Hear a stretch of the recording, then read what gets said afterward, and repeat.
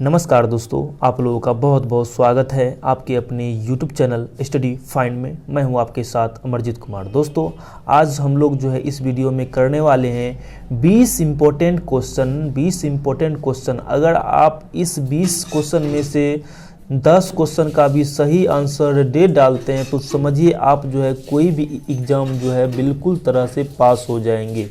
जी हाँ दोस्तों, तो आइए शुरू करते बिना किसी देरी के। तो क्वेश्चन है आप लोग के सामने, फाहियान कहाँ का निवासी था?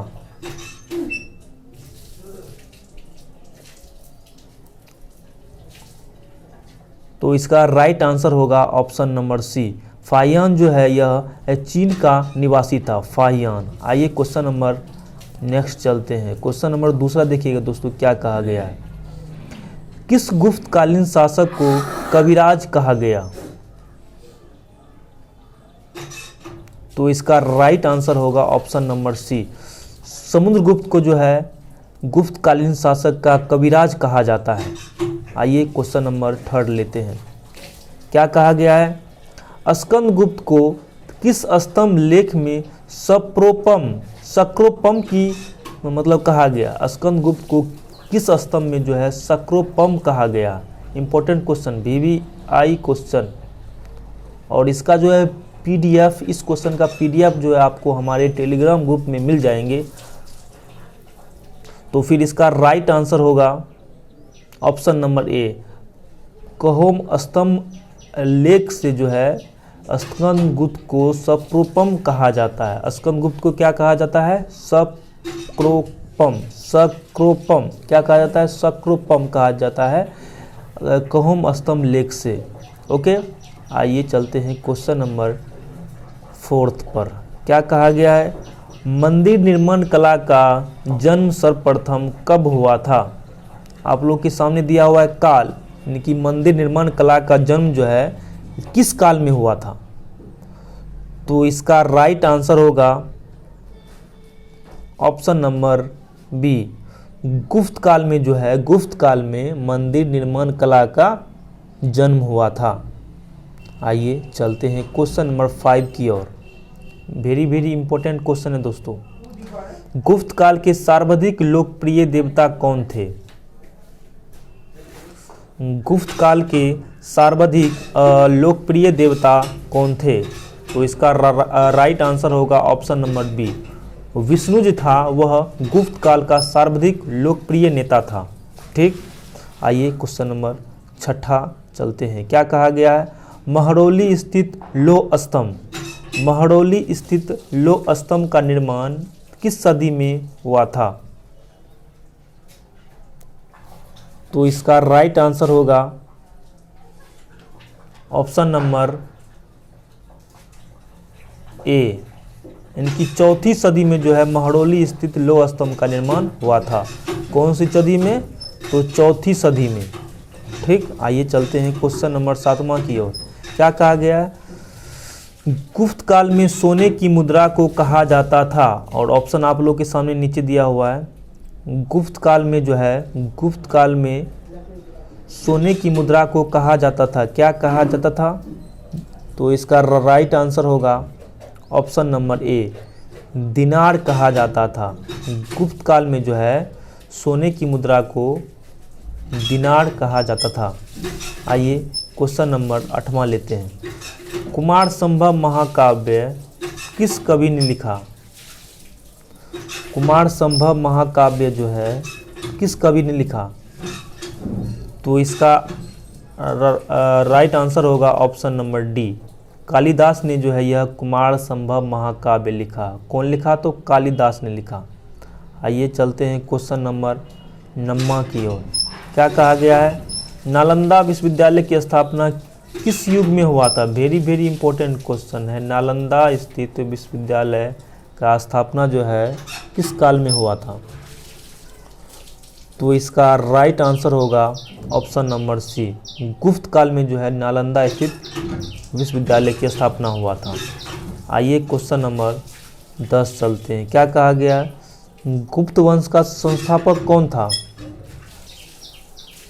गुप्त वंश का संस्थापक कौन था? तो इसका राइट आंसर होगा ऑप्शन नंबर ए श्रीगुप्त। यह जो थे गुप्त वंश के संस्थापक थे। कौन? श्रीगुप्त। ठीक, आइए क्वेश्चन नंबर 11 चलते हैं। गुप्त किसके सामंत थे? गुप्त जो है वह किसके सामंत थे? गुप्त जो है वह कुषाणों के सामंत थे। Option number B is a right answer. Okay, आइए चलते हैं क्वेश्चन नंबर 12 की ओर। क्या कहा गया? कुछ विद्वानों के अनुसार जो है कवि कालिदास किसके राजकवि थे? कालिदास जो थे वह किसके राजकवि थे? और ऑप्शन आप लोग के सामने दिया हुआ है। तो इसका राइट आंसर होगा ऑप्शन नंबर बी, यानी कि चंद्रगुप्त विक्रमादित्य का जो है यह कालिदास कौन था? तो राजकवि था। किसके? तो चंद्रगुप्त विक्रमादित्य। इसको जो है चंद्रगुप्त द्वितीय भी कहा जाता है। ठीक, आइए चलते हैं क्वेश्चन नंबर 13 की ओर। क्या कहा गया? जैन धर्म कल्पसूत्र के रचयिता हैं। तो इसका राइट आंसर होगा भद्रबाहु जो थे वह कल्पसूत्र के रचयिता थे। Option number A is right answer. आइए चलते हैं क्वेश्चन नंबर 14 की ओर। आजीवक संप्रदाय के संस्थापक कौन थे? आजीवक संप्रदाय के संस्थापक कौन थे? तो इसका राइट आंसर होगा ऑप्शन नंबर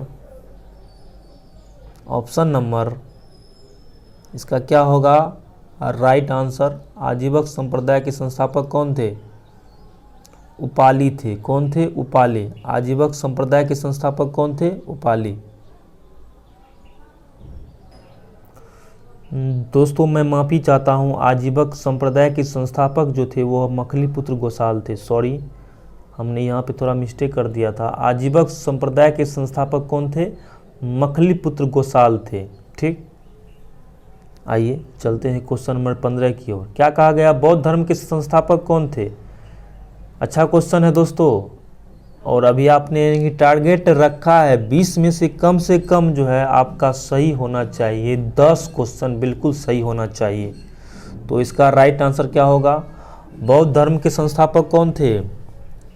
तो इसका ऑप्शन नंबर बी होगा सिद्धार्थ। अब कहिएगा कैसे? तो हम लोग जानते हैं कि बौद्ध धर्म के संस्थापक कौन थे? महात्मा बुद्ध। और इसमें एक बात और जानते हैं कि महात्मा बुद्ध का जो है बचपन का नाम क्या था? सिद्धार्थ था। ऐसे क्वेश्चन फंसाता है दोस्तों, इसलिए जो है आप लोग को नॉलेज थोड़ा अच्छा रहना चाहिए। क्या होगा इसका right answer? Option number B इसका राइट आंसर होगा। आइए चलते हैं क्वेश्चन नंबर 16 की ओर। क्या कहा गया है? मिलिंद पन्हो राजा मिलिंद और किस बौद्ध भिक्षु के मध्य संवाद के रूप में है? मिलिंद पन्हो एक पुस्तक है, उसमें जो है दो राजा के बीच इनकी संवाद का ग्रंथ है। मतलब इनकी मिलिंद और बौद्ध भिक्षु के, मतलब इनकी किस बौद्ध भिक्षु के मध्य जो है संवाद का वर्णन है। और ऑप्शन दिया हुआ है आप लोग के सामने, नीचे दिया हुआ है। सॉरी, ये नागसेन, नागार्जुन, यहाँ पे सेन होगा। सॉरी दोस्तों, यहाँ पे होगा सेन। नागसेन, नागार्जुन, नागभट्ट या फिर कुमारिल भट्ट। तो इसका राइट आंसर होगा ऑप्शन नंबर क्या होगा दोस्तों? तो इसका जो होगा राइट आंसर होगा वह नागसेन के बीच, बौद्ध भिक्षु नागसेन के बीच जो है इसमें संवाद का वर्णन किया हुआ है। किस ग्रंथ में? तो मिलिंद पन्हो पुस्तक में। ओके, आइए चलते हैं क्वेश्चन 17 कहा गया है हर्षवर्धन की दरबारी कवि, मतलब इनकी हर्षवर्धन की दरबार में कौन सा चीनी यात्री भारत आए थे? हर्षवर्धन की दरबार में जो है कौन सा चीनी यात्री भारत आए थे? तो इसका राइट आंसर होगा ऑप्शन नंबर बी। अब देखिए दोस्तों, इसको याद करने का क्या ट्रिक है। जब भी कहेगा हर्षवर्धन तो आप लोग कहिएगा हर्ष। जब हम गाना गाएंगे वैन स्वांग, जब हम गाना गाएंगे वैन स्वांग, तो हर्ष इसमें जो है आदमी का बढ़ जाएगा, इसलिए इसको जो है वैन स्वांग मतलब हर्षवर्धन कहेगा वैन स्वांग, वैन सॉन्ग।